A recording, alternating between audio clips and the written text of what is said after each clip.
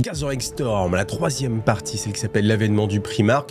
Donc, on avait laissé justement les forces de la Black Legion en train d'attaquer le sanctuaire de Roboute Guilliman, protégé pour l'instant par Marnus Calgar en personne, Tigurius, Voldus, les Inari qui sont encore là. Enfin, les Inari, on n'a plus que Ivren et puis le Visarch qui sont en train de protéger justement le reliquaire. Et puis Belisarius Cawl qui trafique ce reliquaire. Alors, on retrouve Marnus Calgar qui est en train de se battre, donc il décapite prestement un Space Marine du chaos avec ses gantelets d'ultramar, il envoie des salves avec ses fulgurants ou bolteurs intégrés, il défend de tout son être en fait cette place qui est centrale pour lui, qui est le sacro-saint des endroits à défendre. Et puis, alors qu'il est en train d'arrêter un coup de masse qui venait justement sur le côté, eh bien il voit du coin de l'œil qu'il y a du mouvement au pied du trône de Guilliman. Il regarde et il voit que Belisarius Cawl en fait a fini de traficoter son reliquaire, qu'il recule et que le reliquaire est en train de s'ouvrir comme une sorte de plante avec ses pétales qui s'écartent les uns des autres et qu'il est en train d'avancer et de tendre des mécadendrites vers le champ de stase de Guilliman. Alors il n'arrive pas à voir là où il est placé, ce qu'il y a à l'intérieur, mais en fait ce qu'il voit c'est qu'au bout de certains mécadendrites, eh bien il y a des outils chirurgicaux en fait, des petites foreuses, des petits scalpels électriques, des genres de choses, et en fait ses cœurs commence à battre de plus en plus fort et il crie arrêtez et il voit Tigurius et il dit Tigurius arrêtez-les, et en fait ce qui lui glace c'est le regard de Tigurius qui le regarde droit dans les yeux et qui fait un signe de tête. Et là, on sent vraiment le désarroi de Marnus Calgar qui se sent trahi même par son plus fidèle ami Tigurius, son plus fidèle conseiller, et il sait pas quoi faire. Donc il voit en fait que Ivren est à côté, donc il va lancer en fait sa rage contre Ivren, il pointe ses armes. Mais il n'est pas assez rapide, Ivren est extrêmement rapide et en fait se décale et d'un coup de son épée coupe le câble d'alimentation. Alors bon, là c'est le côté un peu moins épique où tu te dis attends, le gros champ de stase en fait il y a juste une prise électrique, tu coupes la prise c'est fini. Oui c'est ce qui se passe, elle coupe la prise et là on a le reliquaire qui s'avance et qui englobe et se referme sur le trône de Roboute Guilliman. Donc le champ stase bien sûr a disparu, ce qui permet à la machine de l'envelopper, et en fait Marnus Calgar entend simplement une chose. Alors dans le brouhaha de la bataille il entend un râle d'agonie, c'est le râle du Primarch, et en fait il se sent mais en rage complète, trahi, désespéré, et en fait il voit bien sûr les forces de la Black Legion qui viennent sur lui, et il se dit qu'il n'a plus qu'une seule chose à faire en fait, c'est expier son péché, expier son échec à défendre défendre son Primarch, Roboute Guilliman, et donc il se donne corps et âme dans la mêlée en essayant de détruire le plus possible d'adversaires.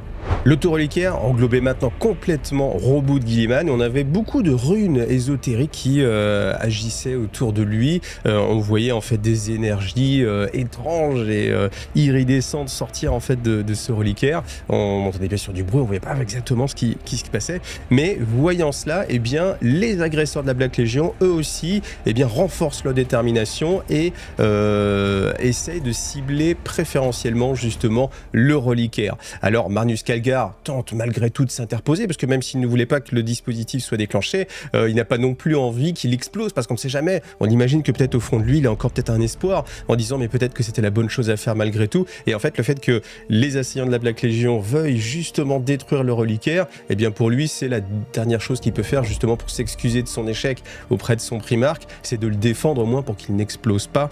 Mais malgré tout, eh bien il y a d'énormes quantités de Terminator. Alors on n'a pas le nom exact, mais il y a de quoi entourer complètement Marnus Calgar, et il se retrouve complètement cerné par des Terminators, donc des vétérans de la Black Legion, qui réussissent à lui porter un coup terrible avec une masse, et on a son armure qui se fracasse sous ce choc. Il tombe à la renverse, et en fait les Terminators font un mur pour qu'il ne puisse pas intervenir. Pendant ce temps-là, eh bien, il déchaîne une volée de feu justement sur le reliquaire, mais en fait tout est absorbé par un champ void, parce que le reliquaire est équipé avec un champ void, donc c'est ce qui équipe d'habitude les titans, et on voit que forcément c'est pas des tirs d'infanterie légère, enfin même si c'est du bolt, qui vont endommager un bouclier Void. Et on a Belisarius Cawl, voilà, qui a bien sûr tout prévu pour ne pas que le reliquaire se fasse détruire par des armes légères, encore une fois. Donc on a ensuite les sorciers du chaos qu'on avait vu jusqu'à présent, et bien eux commencent à libérer en fait leurs énergies. Donc il y a des éclairs noirs qui partent sur le reliquaire. Sentant cette énergie arriver, eh bien on a Voldus, grand maître des chevaliers gris, qui va lui aussi utiliser en fait les runes aussi contenues dans son armure et puis tout son pouvoir pour canaliser un mur de défense qui vient rajouter une force de protection contre les attaques psychiques, et il essaie de renforcer le plus possible son énergie pour maintenir en fait les sorciers à distance. Mais en fait sur les 3 sorciers, il n'y en a que 2 qui sont en train d'attaquer avec les éclairs, un autre est en fait en train de faire une incantation qui commence à faire trembler le sol, les murs, le plafond. Le plafond il a déjà été passablement détruit, hein, parce qu'il y a des Dreadclaws, il y a un Sundero qui s'est écrasé, donc on imagine que voilà, le plafond est plus ou moins détruit, mais en fait il reste en fait encore des morceaux de maçonnerie. On imagine bien l'énormité de ce sanctuaire qui commence à s'écrouler. Donc on nous dit qu'il y a des morceaux de marbre de la taille d'un Dreadclaw qui tombe, qui bien sûr détruit, alors fort heureusement, des assaillants, mais aussi encore quelques minces défenseurs qui sont là. Et justement, eh bien, Tigreus va essayer lui de canaliser en fait son énergie pour calmer les choses, pour éviter que le sol tremble. Et on voit qu'il y a malgré tout des failles qui s'ouvrent, des défenseurs qui tombent dans les failles. Alors aussi des membres de la Black Legion, mais c'est comme ça, hein, le chaos, on fait pas de distinction, on fait pas d'œuvre sans casser des Terminators de la Black Legion. Et au fur et à mesure du temps, eh bien, il sent que c'est difficile et qu'il est en train de perdre ce duel avec le sorcier. Pourquoi ? Parce que il est déconcentré en fait avec la force des World Eaters. En fait, il y a des berserkers qui viennent et qui, bien sûr, on les imagine à déchaîner, en train de donner des coups dans tous les sens. Et on doit admirer quand même le fait que Tigreus réussit à parer en fait les coups avec son bâton de force, alors qu'il essaie de se concentrer pour protéger justement le sanctuaire.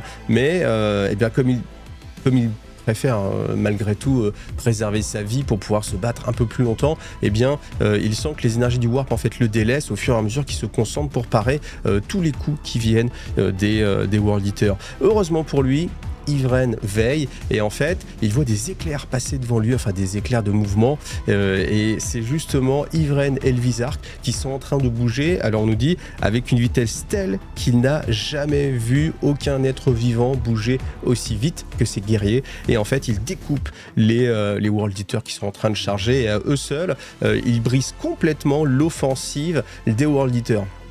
Ce qui laisse bien sûr à Tigreus un peu de temps pour justement se reconcentrer, reprendre en fait les Janisi Warp pour lui, et puis les renvoyer pour protéger le sanctuaire et contrer en fait le sort de tremblement de terre qui est en train de déclencher le 3e sorcier.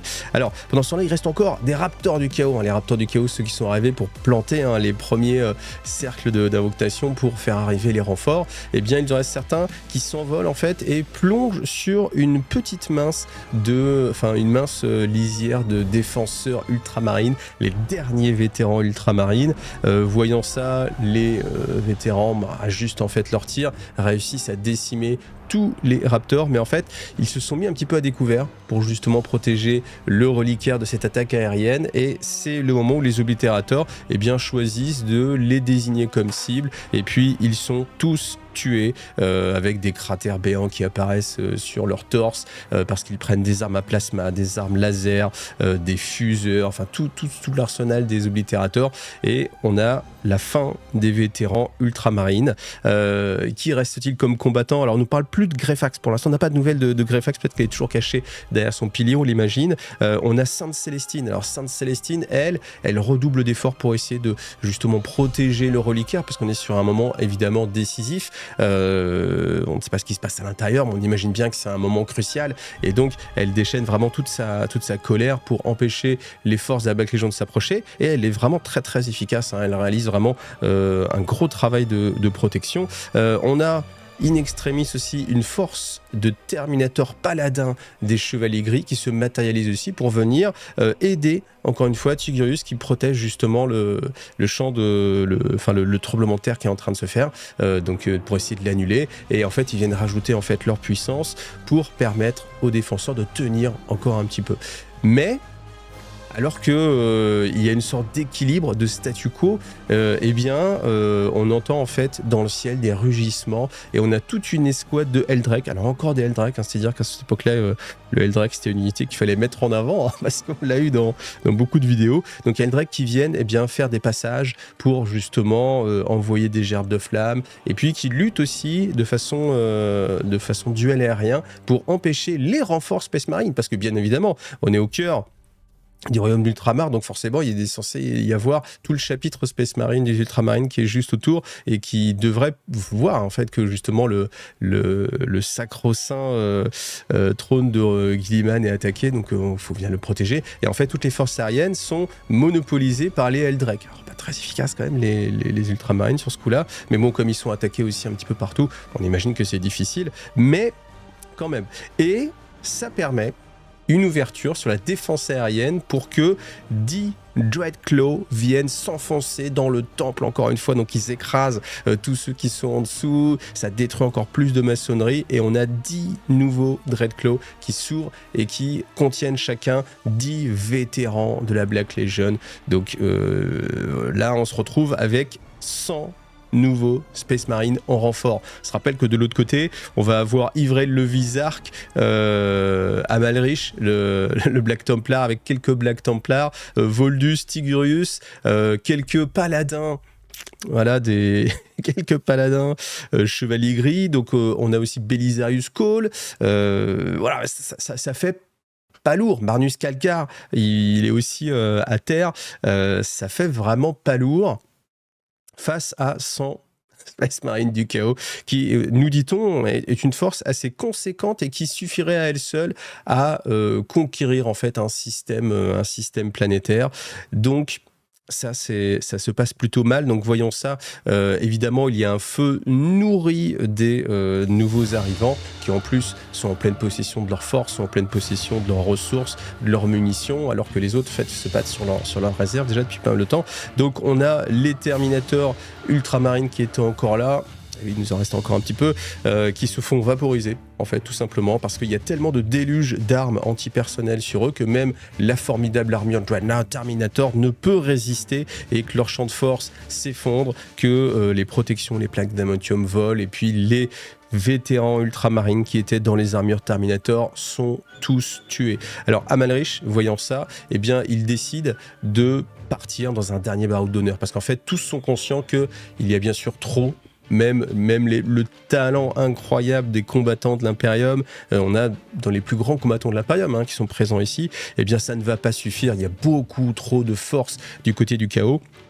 Donc il décide de porter un maximum de, quitte à tomber, autant emporter un maximum de traîtres avec eux. Donc Amalric et avec 2 autres vétérans, c'est les dernières forces Black Templar, se jettent dans la mêlée et puis essaient de faire un dernier baroud d'honneur. Marnus Calgar, lui, il est assez mal parce qu'en fait il est au sol et en fait on a tous les Terminators qui sont... Alors, on nous dit qu'il se fait poignarder, donc après, je sais pas comment on peut imaginer ça, peut-être que tous les Terminators veulent donner un coup à Marnus Calgar, et que du coup ils se gênent les uns les autres, donc ils peuvent pas vraiment l'achever, mais il n'est pas achevé en tout cas, mais on nous dit qu'il se fait taper au sol, martyrisé. Bon, j'avoue que là, honnêtement, vous imaginez, ne serait-ce que 5, mais on nous dit qu'il est entouré, donc je sais pas combien il faut d'armure Terminator pour entourer Marnus Calgar. Marnus Calgar qui est quand même dans une grosse armure, etc. Vous imaginez qu'il y a 5 Terminators, on est vraiment au minimum, 5 Terminators de la Black Legion qui sont en train de taper le maître de chapitre des Ultramarines.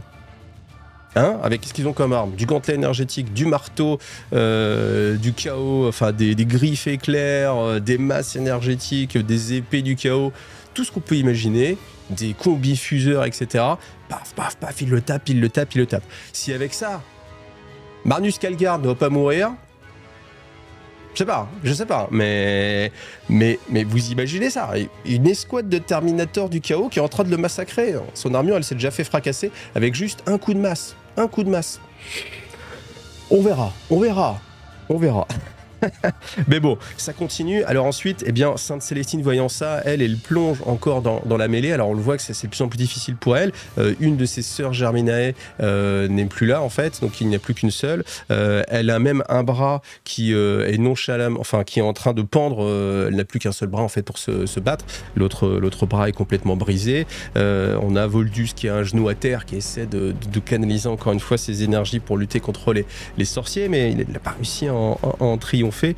Et puis bon, on n'a que Yvraine et Elvisar qui eux arrivent à se battre, et avec évidemment la quantité de morts qu'il y a autour, sont renforcés, donc agissent, mais ils ne sont que 2. Et après, vont-ils sauver le reliquat? Alors on imagine que oui, mais les autres combattants Space Marine, on imagine que non. Donc voilà, l'espoir est assez ténu du côté des forces de Space Marine, et aucun ne pense survivre justement à cet enfer-là. Alors on a juste aussi Belisarius Cawl. Alors lui concentre en fait toutes ses capacités pour défendre le reliquaire. Il apporte quand même un soutien qui est assez important, parce qu'en fait il entonne des chants binaires, et ça améliore, nous dit-on, l'équipement de ses alliés tout autour. Donc quelques Skitarii, on peut l'imaginer, les frères de bataille Space Marine qui resteraient. Alors franchement, il doit vraiment pas rester grand monde, parce que déjà que on n'avait quasiment plus aucune force ultramarine. Black Templar, il n'y a plus non plus. Donc il doit vraiment rester très très peu de monde. Et voilà, c'est là-dessus qu'on se termine, parce que là, il faut tourner la page. Donc je tourne la page. Et alors que l'avant-garde de la Black Legion n'est plus qu'à quelques mètres, il continue d'envoyer des salves de tir sur le reliquaire. Eh bien, on a un petit son qui apparaît. Pidou! Je sais pas quel son, mais on imagine le son de démarrage de Windows ou un truc comme ça, qui est assez rigolo. Mais en tout cas, on a un gros signe, on a une lampe rouge qui passe au mode vert, clac, et là, ouverture, la chasse de pression, vapeur, les pétales du reliquaire s'ouvrent, et au milieu de cette vapeur, on a une forme. Et alors qu'avant, on avait Roboute Guilliman qui était dans son champ de stase, attendre pour l'éternité, là, on a le fils vengeur qui se tient debout, l'épée de l'empereur à la main, il y a des flammes qui nimbent en fait cette lame, et il a un regard de braise. Et c'est un moment où tout le monde s'arrête, tout le monde regarde, tout le monde est attiré par la pression psychique qu'il y a autour de Roboute Guilliman, qu'on soit un Inari, un Space Marine, un membre du Mechanicus, ou alors même les membres des Légions Astartes Renégates, tous s'arrêtent et tous contemplent le Primarque. Et on sent vraiment cette puissance colossale qu'il y a en lui. Et ce moment est brisé par un berserker de cornes qui crie avec une rage incroyable. Il se jette sur Roboute Guilliman avec son arme tronçonneuse, et il est en un instant découpé en deux par la lame de l'empereur, qui vient de faire un arc, et un arc qui est encore plus rapide que même le plus rapide des Inari n'aurait pu faire. Même Yvraine est surpassé par la vitesse et la célérité du Primarque, qui vient prestement de découper en deux le Berserker. Et en fait, les deux morceaux du corps tombent, ploc, ploc.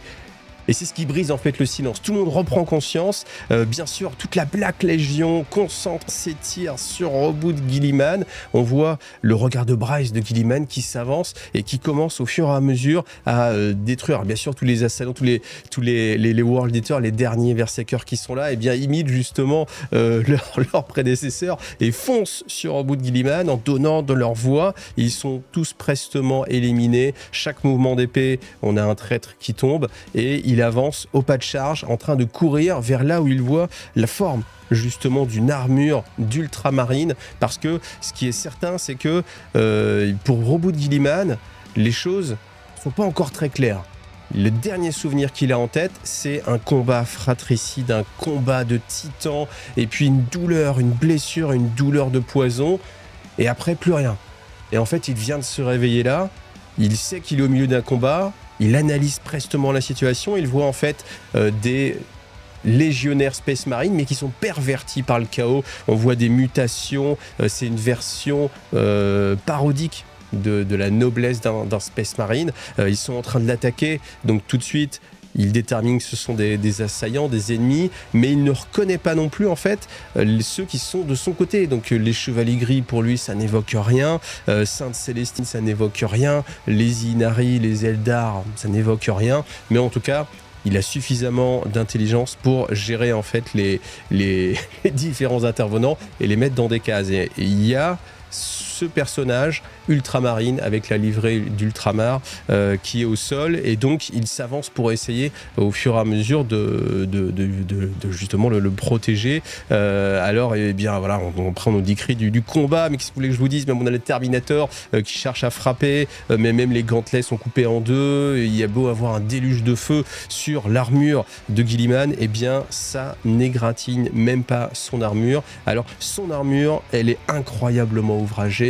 On a une pièce maîtresse de l'arsenal de Belisarius Cawl. Cette armure protège complètement le Primarque. Alors pour la seule petite chose, c'est qu'il n'a pas son casque. Quand le reliquaire s'ouvre, il est tête nue. Alors ça, j'avoue que c'est le petit truc. Je me dis, mais pourquoi quand tu lui mets son armure, pourquoi tu n'as pas mis le casque en même temps, juste pour que on voit dans ses yeux brûlait une fureur si meurtrière que même les loyalistes tremblèrent de peur. Voilà, je pense que tout est là. Cette non-logique d'équiper le Primarque, c'est juste pour qu'on puisse voir ses yeux et puis qu'on sente un peu la colère et la rage. Et il faut imaginer en fait que Roboute Guilliman, c'est une rage contenue en lui, même si c'était dans un champ de stase, depuis 10 000 ans. 10 000 ans qu'il attend, même si, alors, c'est pas, on imagine que pour lui, puis on le dit là, ça s'est fait en un instant, il est en train de se battre contre Fulgrim, l'instant d'après, il est dans cette armure qu'il ne connaît pas, avec ses adversaires qu'il ne connaît pas, parce que pour lui, il ne connaît pas encore la Black Legion, enfin, les Space Marines mutés comme ça ne lui évoque rien, les alliés, ça ne lui évoque rien. Seule chose qui le rattache à ce qu'il a connu, c'est justement ce guerrier d'ultramar qui est par terre et qui se fait violencer par les Terminators de la Black Legion. Donc il va au pas de charge, il découpe encore une fois tous ses adversaires, quelle que soit en fait la pression qui lui est mise dessus, il s'en sort admirablement bien. Il est équipé aussi d'une nouvelle arme qui est le gantelet de domination, et en fait c'est un gantelet énergétique et une arme avec des bolts qui peut justement terrasser les adversaires. Donc il s'en sert. Alors on imagine que instantanément, mais il sait se servir évidemment de ses équipements, de ses armes, que ça a été sans doute peut-être inculqué, je ne sais pas, mais en tout cas il le sait. Et puis il arrive jusqu'à Marnus Calgar. On a Marnus Calgar qui est fracassé au sol depuis tout à l'heure, mais qui est encore en vie. Calgar doit mourir. Il aurait dû mourir là. Non, mais c'est simplement que sans doute les Terminators, ils étaient en train de s'amuser, de donner des petits coups de pied, genre t'as mal, t'as mal, alors qu'on lui tranche la tête, on n'en parle plus. Mais non, ils n'y ont pas pensé. Les légionnaires du chaos, non, ils sont un petit peu bêtes. Bah oui, ça fait 10 000 ans qu'ils se battent contre ils savaient sans doute pas qui c'était, Marnus Calgar, sans déconner. Bon, et en tout cas, on a Marnus Calgar qui ouvre un œil encore valide, alors le visage complètement ensanglanté, l'armure fracassée, et qui n'en croit pas ses yeux, enfin son œil encore valide, parce qu'il voit devant lui Roboute Guilliman. Et en fait, il y a un moment de communion entre les deux, et où tout simplement il le regarde, le Primarque lui rend son regard, et cet instant passe, et il continue en fait. Mais il a senti en fait que, en tout cas Roboute Guilliman s'intéressait au destin de Marnus Calgar, sans le connaître, mais il a reconnu un de ses fils instantanément. Il a reconnu son patrimoine génétique, évidemment. Alors, il y a des gros logos ultramarines un peu partout, même s'ils sont fracassés sur l'armure, je pense qu'il a compris. Et puis, il s'est quand même assuré, c'était quand même sa priorité, quand il s'est réveillé, de défendre Marnus Calgar. Voilà. Et puis, il va renverser la bataille, forcément, à lui tout seul, il renverse la bataille, à tel point que même le seigneur du chaos qui est là perd son sang-froid et ordonne la retraite. Ce qui est quand même assez fou. Ils ne connaîtront pas la peur, mais si, ils connaissent la peur quand ils passent du côté du chaos et qu'ils luttent contre Roboute Guilliman, le fils vengeur avec l'épée de l'empereur, le gantelet de domination. Et en fait, simplement, il se retourne, mais on nous dit que quand il se retourne pour s'enfuir, il se retrouve, alors pas nez à nez, parce qu'on imagine que c'est plutôt nez de Terminator à torse de Roboute Guilliman. Et en fait, il veut commencer une intonation pour envoyer un éclair psychique. Et en fait, ses paroles s'étouffent dans sa gorge, parce qu'en fait, il se retrouve soulevé par Roboute Guilliman avec le gantelet de domination et qui approche sa tête de la sienne. Ils sont qu'à quelques centimètres et il l'écrase et transperce le traître avec l'épée de l'empereur, le déchiquette. Et alors bien sûr, tout est cautérisé dès que ça arrive au sol parce que c'est complètement brûlé par la force et la chaleur dégagée par l'épée. Et puis il se retourne et contemple en fait la situation et tous les assaillants de la Black Legion sont soit tués, soit en fuite. Et évidemment, le fait que Roboute Guilliman revienne là, ça a galvanisé aussi bien Voldus que les paladins qui étaient encore là, Almaris qui est encore là, qui même si ce n'est pas son primarque directement, en tout cas c'est un primarque, donc tous ont eu ce regain de puissance, et puis le fait que la situation s'inverse complètement, ils étaient tous persuadés de mourir, et là l'arrivée de Roboute Guilliman, l'éveil de Roboute Guilliman leur permet de survivre, de pouvoir continuer la lutte, et bien ils triomphent. Tous des combattants de la Black Legion, et ceux qui réussissent à s'enfuir, nous dit-on, ne ressortiront jamais vivants du temple de la forteresse de Hera. Et voilà. Le réveil de Roboute Guilliman, c'est comme ça que ça s'est passé. Vous l'avez vécu, c'est grâce à Iggy TV. Merci Iggy TV. Abonnez-vous, likez, pensez à un coup de Tipeee et tout ça. Mais c'est vrai que c'est ultra génial. Moi, alors, vous me connaissez, je suis pas le plus grand fervent des Space Marines, mais comment rester de marbre face à l'éveil d'un primarque? C'est quand même super classe. Alors après, bien sûr, je peux pas m'empêcher d'avoir mon petit côté disant « Mais tiens, c'est bizarre, on coupe une prise et puis ça y est, il n'y a plus le champ de stats, c'est quand même pas très sécurisé. » Ou alors, pourquoi il a pas son casque? Pourquoi il a pas son casque? Je sais pas, t'imagines alors, on imagine qu'il y a des champs de force, mais quand même risquer, enfin la partie la plus fragile du primarque qui n'est pas protégée par le casque, qu'est-ce qu'il pense? Hein, ça, c'est la faute de Belisarius Cawl. Qu'est-ce qu'il pense, Belisarius Cawl? Il pense que ce serait plus sympa de voir le visage des primarques alors qu'il a son cas. Ça, bon, c'est quand même un petit peu dommage. Après, bien sûr, le fait qu'il puisse complètement renverser la vapeur à lui tout seul et que techniquement, là, qu'est-ce qu'on nous dit? On nous dit un primarque, ça vaut 100 légionnaires du chaos, 100 forces d'élite des légions du chaos. En plus, on parle pas de n'importe quelle, on parle de la Black Legion, on parle des combattants d'élite, d'une force vraiment de réserve qui est là pour enfoncer le clou, pour détruire l'adversité quelle qu'elle soit. Et en fait, ils ne font pas le poids contre un Roboute Guilliman qui vient juste de se réveiller. En plus, on peut imaginer qu'il n'est pas en pleine possession de ses capacités parce que il va falloir qu'il se réentraîne un petit peu. Vous voyez, enfin, même si c'est un primarque et aussi fort soit-il, on peut quand même imaginer qu'il n'est même pas au top de sa puissance et que voilà, tout de suite, tac, il fait complètement changer la bataille. Alors après, que l'armure elle puisse encaisser aussi facilement un déluge de feu qui a mis en charpie des Terminators. Peut-être que là on est un petit peu sur du porte-bolter un petit peu trop héroïque pour l'Imperium parce que enfin, au-delà de ça, déjà la technologie des armures Terminator c'est déjà censé être une sorte de summum, mais que ça puisse se faire complètement effacé par l'armure, cette armure-là. Enfin, si Belisarius Cawl est capable de produire cette armure-là, même si on imagine bien que c'était compliqué, etc., ouais, vous rajoutez tous les détails que vous voulez, c'est juste une question de ressources. C'est une ressource. Et peut-être qu'il aurait pu en faire un peu plus pour tous les... Bon, on va pas trop s'avancer, mais bon, en tout cas, il y a quand même des... J'aurais bien aimé, honnêtement, qu'il soit blessé.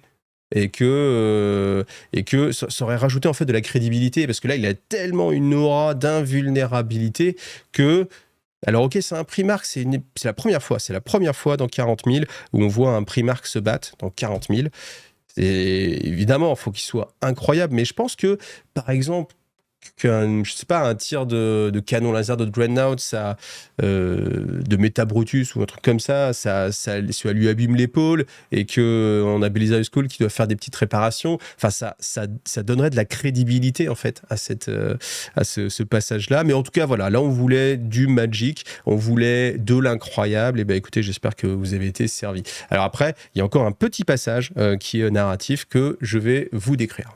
On a Sainte Célestine qui regarde le primarque. Et en fait, elle se sent mais regaillardie par cette foi parce qu'elle sait que sa mission a été menée à bien. La mission que lui avait confiée l'empereur, elle ne la connaissait pas quand elle s'est réveillée. Je vous rappelle que le premier bloc de texte de Gathering Storm, le premier tome, c'est l'éveil de Sainte Célestine. Et là, 3 tomes plus tard, on est au moment où elle a accompli sa quête. Elle sait pourquoi l'empereur fait appel à elle, pourquoi elle est là. Et en fait, elle est dans un moment d'extase religieuse où simplement elle regarde au ciel et on a une larme dorée qui coule sur sa joue et elle dit merci. Merci Seigneur, merci mon empereur, nous ne sommes pas dignes de cette bénédiction. Et alors qu'elle est en pleine extase, alors que tout autour les choses ont pris un tournant bien sûr différent parce que le primarque a renversé le cours de la bataille, mais aussi tous ceux qui se sont sacrifiés, au lieu d'être simplement des martyrs, ils vont être loués pour les années, les millénaires qui suivent comme étant ceux qui ont permis par leur sacrifice la renaissance de Roboute Guilliman. Ils seront célébrés pendant des millénaires. À l'inverse, tous ceux qui ont bafoué le temple de Guilliman, ne sont que les premiers hérétiques tués par Guilliman, et bien sûr il y aura des millions d'hérétiques qui seront tués par la suite. Donc en fait tout est complètement changé, même son corps en fait, alors que elle avait son bras qui était complètement inerte, l'énergie revient en elle et son bras en fait recommence à bouger. Et on nous dit qu'il y a un hérétique qui, voyant en fait Sainte Célestine dans cette extase religieuse, les yeux au ciel en train de remercier et puis de pleurer pour son empereur, pense que c'est justement le moment de l'attaquer par surprise. Mais en fait, il pouvait pas plus se tromper parce que tout simplement elle le regarde, elle sourit et dans un mouvement leste, en fait, elle le traverse avec son épée et l'hérétique est vaporisé par la force et décuplé de Sainte Célestine. Et elle regarde un peu ce qui se passe et elle voit Greyfax et elle plonge vers Greyfax, et je vais vous lire le passage parce que c'est assez sympathique. Alors que son assaillant reculait en crachant du sang, la sainte s'envola et traversa le sanctuaire. Elle se posa près de Greyfax qui était debout près d'un sarcophage et vidait le chargeur de son bolter sur l'hérétique. Et là c'est Greyfax qui parle, elle dit « Je me suis trompée et je ferai pénitence. » Par-dessus l'aboiement rageur de son arme, tu es bel et bien un instrument de la volonté de l'empereur. Donc là, on a la reconnaissance, enfin, de Greyfax qui s'excuse auprès de Sainte Célestine. Ça, c'est énorme. C'est encore plus énorme que le réveil de Roboute Guilliman. Et ensuite, on a vraiment, faut mettre une petite musique. Je vais essayer de vous mettre une petite musique. La suspicion n'est pas un péché, Katharina Greyfax, répondit Célestine en abattant avec son épée un ennemi qui se ruait vers elle. Non, ma chérie, non, t'inquiète pas, c'est pas grave. Tu sers l'empereur aussi fidèlement que moi. J'essaie. Qu'est-ce ça, Greyfax? Dans ce cas, servons-le ensemble, tels de véritables guerrières de la foi. Ce faisant, elle brandit sa lame et chargea l'ennemi, Célestine à ses côtés. Magnifique, magnifique. Franchement, magnifique. Donc voilà, c'est pour ça que je voulais terminer sur ce petit passage-là. Comment ça, j'ai brisé tout le côté épique? Mais non, pas du tout, c'est le côté romance. C'est le côté romance. On a peut-être une des plus belles romances de Gathering Storm. Par contre, alors un truc qui est sympa, pour terminer, c'est que sans doute, ce bouquin-là, c'est le bouquin qui a donné le plus d'idées de romance à la communauté, parce que on a bien sûr la romance dans tous les mèmes, j'en ai mis plein entre Roboute Guilliman et puis Yvraine, ça vous connaissez, et puis entre Sainte Célestine et Greyfax. Et en fait, tu te dis, mais c'est vrai que tous ces trucs-là, il n'y a pas beaucoup d'autres en fait. Il n'y a pas beaucoup d'autres. Quand on réfléchit, les romances comme ça, un peu dans 40K, il n'y a pas grand-chose. Moi, j'avais lu une mini-romance entre l'inquisitrice et puis, comment il s'appelle je sais plus, le commissaire trop génial. Je kiffe ce commissaire en plus.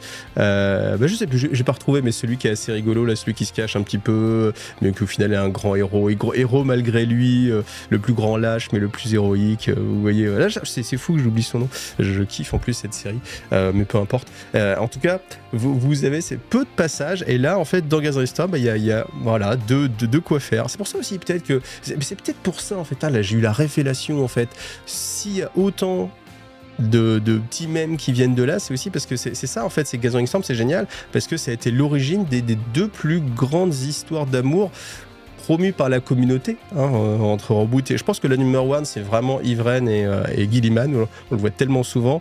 Et puis ça, alors bien sûr, c'est pas des vraies histoires d'amour, hein, mais c'est juste que, vous voyez, en fait, ce que je veux dire par là, c'est que la communauté, elle a besoin, en fait, de ce petit truc-là. Et comme c'est juste un peu proposé comme ça en petite ligne de surimpression par Games Workshop, et la communauté, elle s'en empare, elle dit, si, ce serait marrant et tout, donc on fait des mèmes, on fait des blagues dessus, etc. Parce que c'est quand même quelque chose qui titille un peu. C'est peut-être ce qui manque, en fait, je pense, de Warhammer 40 000, c'est peut-être des histoires d'amour. Non, mais c'est vrai, en plus, sans déconner, c'est peut-être ce qui manque. Parce que l'amour, c'est quand même quelque chose qui est assez fort, c'est un sentiment fort, et c'est un sentiment qui est assez absent de tout ce qu'on lit de Warhammer 40 000, et c'est dommage, parce que c'est quand même un sentiment qu'il faut pas négliger, et puis même si on a bien sûr les ténèbres, voilà, le monde, le pire, etc., enfin blablabla, rajouter une petite portion de l'arsenal des émotions qu'on peut éprouver en lisant quelque chose, et ben ce serait pas mal. Donc voilà, mon conseil pour la suite, plus d'amour dans Warhammer 40 000, tout simplement. Voilà.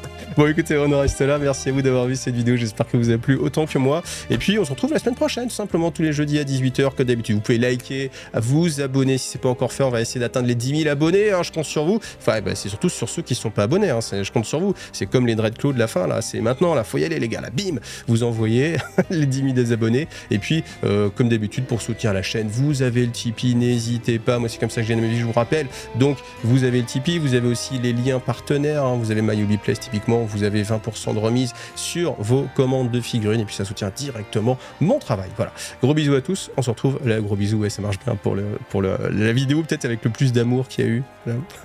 En tout cas, aimez Warhammer 40 000, il va y avoir des belles histoires, et puis de toute façon je pense qu'on va, voilà, mais vivement la suite. Rendez-vous jeudi prochain. Allez, à bientôt, salut, bye.